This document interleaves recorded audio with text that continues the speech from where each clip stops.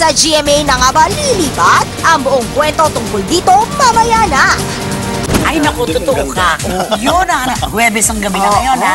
Pero kita naman natin, buhay na buhay pa rin ang showbiz sa dami ng issue. At hindi kompleto ang kanilang mga gabi pag di tayo kasama. Naman. Lagi niya Lalo na yung mga sinasabi. blind items. Saka Correct. pinaglalaroan yan, kinabukasan pinupistahan. Pero yung buwan naman ng handog natin, syempre, isa pang napapanahon na male personality na pinag-uusapan talaga dahil nalalapit na ang pagtatapos ng kanyang programa dito sa TV5 sa October 12 na si Willie Revillame. So, final talaga to. Oo, Yun na October talaga 12. na, October. Dapat yung 3-year contract niya ay mag-e-end na October 15, pero Tuesday yon. Okay. Eh di ba ang big day para sa kanila Sabado? October 12 ang bagsak nun.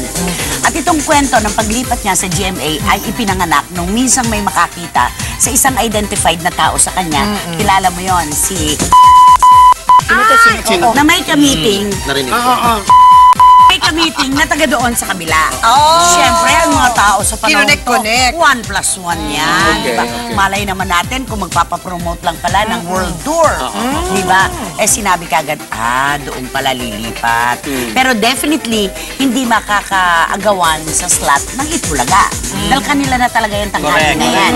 So, ang tanungan ngayon, anong programa raw kaya ang gagawin ni Willie Revillame sa GMA7 kung sakali nga na siya ay Doon lilipat? magkatulungan. Pero si Willie tahimik pe. Oo Walang nga. sinasabi niya naman. Di ba ang sinasabi ni Sir Willie parang magninegosyo, At magpapahinga. Papahinga talaga. Pansamantala ang term na ginamit. So, ibig Yes. sabihin, may posibilidad ng pagbabalik. Kasi naman kung makikita mo naman yung kanyang gusali, I repeat, gusali. Direct, dalawa yun. Hindi na niya Mga kailangan gusali. magtrabaho pa. Yun yung Kahit sa 100 kanyang years. gusali.